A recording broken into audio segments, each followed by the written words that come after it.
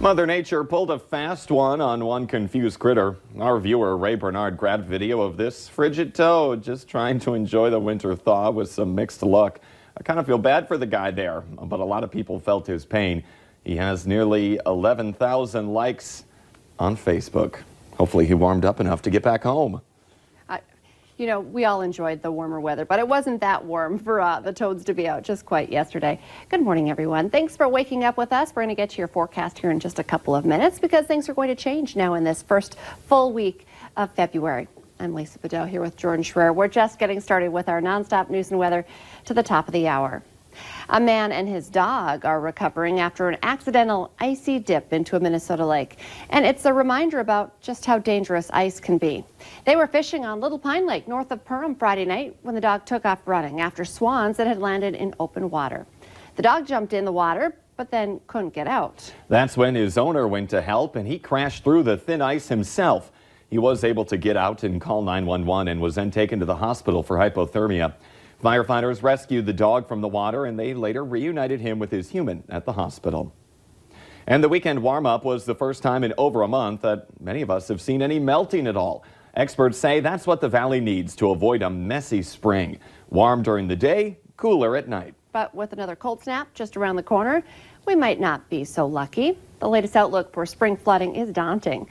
There's a chance of record-breaking flooding this spring because of cooler and wetter conditions expected over the next 3 months. We're going to have major flooding in the Fargo area and most of the sites around the region, and that's to be expected. Major flooding in Fargo is over 30 feet. The next flood outlook from the National Weather Service is expected to come out February 13th. And for a check of what we can expect for our temperatures today, let's head right on over to Storm Team meteorologist Lisa Green. And Lisa, maybe no shorts today. Yeah, I wouldn't recommend it. Definitely grab that winter coat, in fact, because our temperatures are cooling right back down to what we would typically expect to see in February this time of year. We're looking at some numbers up north that are into the single digits this morning. We're at 1 degree in Langdon, 5 in Howlock, only 7 in Rosa. We're in the 20s in the south, hanging on to a little milder air there, 22 in Fargo and 25 in Wahpeton. Still, this is a far cry from the 30s to the low 40s that we had around this time yesterday morning. So really starting off colder. All of that melting has frozen right back up here in the valley. We're also looking at some wind. It's out of the north or northwest into the teens. 1 gust here in Fergus Falls to 21. So that's bringing in that cooler air. But on top of that, we're looking at some wind chills that are below 0 right now. It feels like 11 below in Langdon. Grand Forks right at 0 for your wind chill. In Fargo, it feels like 8 degrees right now. So you'll need that winter gear again this morning to start off the day and to continue on. We're looking at this colder air sticking around. What's really improved is our visibility. Last week, every morning we had to talk about the fog and the issues with ice from that. Now today, visibility reports coming in at their maximum at 10 miles, meaning we've got some good clear viewing today and lesser chances for running into ice. Still out there, of course, because it's winter time. And we've got cloud cover overhead too. You can see mostly cloudy skies for many places. There's a little blue on the map in the south, most of this not working its way to the ground.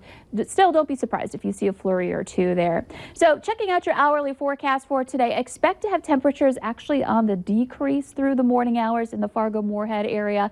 We're looking at dipping down into the teens, and then eventually this afternoon, as we move into the afternoon hours, holding steady in the teens. So that'll be nice to stop that drop. But still, teens is going to feel a lot colder than the weekend. And there's some moments of some sunshine that we'll get in there too. Wind out of the north continuing to be kind of in that northerly direction all day and into tonight, with temperatures on the slide again tonight down to near 0 by the time we get into tomorrow morning. And any wind will bring down your wind chills there. Next couple of days will be pretty cool. We're looking at highs in the teens, but sunshine ahead for Tuesday and Wednesday. And then our next chance for snow takes over Thursday and heading into Friday.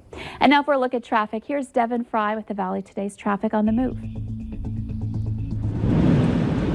Thank you, Lisa. We're going to be finishing up this hour on I-29, heading northbound toward Grand Forks as we can continue to give you a live first-person view of your morning commute. Now, the roadways started off a little bit busier than they normally were when we first started at about 6 o'clock, but it's been building up just gradually throughout the morning, which is really an ideal situation. You can see the vehicles up on the around 13th Avenue area here on I-29, a solid stream of taillights. There's also a few more vehicles heading southbound than we normally see at this time of the day. So pretty much wherever you're going to be running into a little bit more of a crowded situation, but it's nothing that's really affecting traffic flow. It's just more vehicles, so it might be a little bit more difficult for you to get over to that exit lane at the last minute if you intend to do that. But road conditions today, they're definitely looking a little bit better than they were last week. There's less of an icy glaze over everything. Everything kind of melted yesterday, and thankfully the interstates are traveled enough where that seemed to melt. We're going to keep checking out the roadways in the next hour of the Fargo CW, but for right now, for your traffic on the move, I'm Devin Fry. 3 fires in 2 days in the same building, and investigators say they're all suspicious. Fargo Fire responded to the multiple fires at 631 First Avenue North Saturday morning, Saturday night, and again last night. Each one forced people out of the building while firefighters did their thing.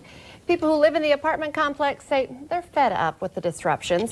No one was hurt in any of the fires. Officials say there's no major damage. A shop and about $5,000 worth of property is destroyed after a fire in Otter Tail County. Deputies say a man was siphoning fuel from a snowmobile into a gas tank yesterday afternoon when a nearby propane heater caught fire. The shop at the home northeast of Underwood is a total loss.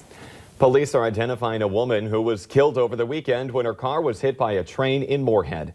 87-year-old Lila Home of Dilworth died of injuries after the crash near 14th Street and Center Avenue. Police say it happened around 2 Saturday afternoon. More than 17,000 cases have been confirmed and 361 people have died due to the coronavirus.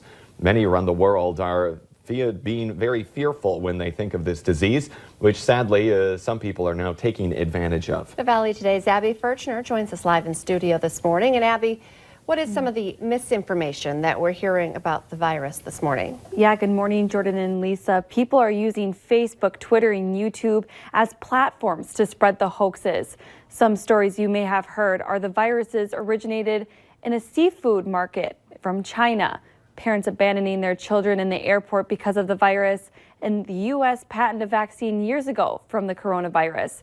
The most popular, though, being that the coronavirus comes from drinking the beer Corona. Twitter says they are trying to steer users to the Centers for Disease Control when users search for terms related to the disease. Facebook is placing warning labels on the false posts and sending notifications to users who share debunked content. Valley News Live even experienced someone using the station as a way to spread misinformation. This was in fact false, and we are aware that someone is using our photo to make that article look credible. But there are some ways to limit the spread of the misinformation. Sharing is not always caring. Make sure that what you're sharing is accurate. Turn to public health institutions to verify posts. Don't just rely on the internet. You can't always trust what you see and hear. We seem to trust pictures more than words. Watch out for images that have been manipulated or taken out of content. But to get the best information about the coronavirus, I would suggest turning to your local stations or national stations because that will have the most accurate information. Abby Furchner reporting live in studio. Thank you so much. Cleanup starts first thing this morning on another winter roof collapse in the valley. It's at a popular pit stop along I-29 between Fargo and Grand Forks. Employees at Casey's in Hillsboro showed up for work yesterday morning and found this mess. Although you can't get gas, the store itself is still open for business today. High school dance lines are known for their high kicks, and no one does it better than the West Fargo Pacatanas. Yeah, they took first place in high kicks over the weekend at the Universal Dance Association's finals in Orlando, Florida. And you can help welcome home those national champs. They'll arrive at Hector International Airport at 10 tonight. Let's get the answer now to our question of the morning on Facebook. That question, Typically, this happens to a woman at the age of 34. What are we talking about? The answer? She starts acting like her mother, or at least we recognize that we have become our mothers. Oh, I've already started acting like my mother.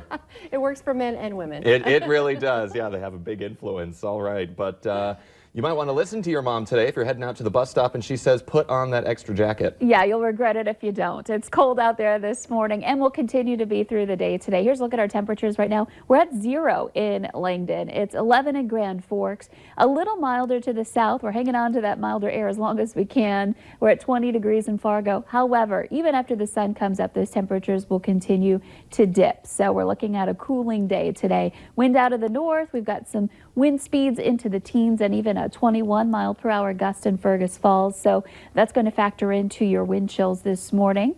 And you can see that there's some cloud cover overhead, even some blue on the map indicating a little snow. Most of that not even reaching the ground here. So looking dry, quiet, better travel weather, but still kind of cold today.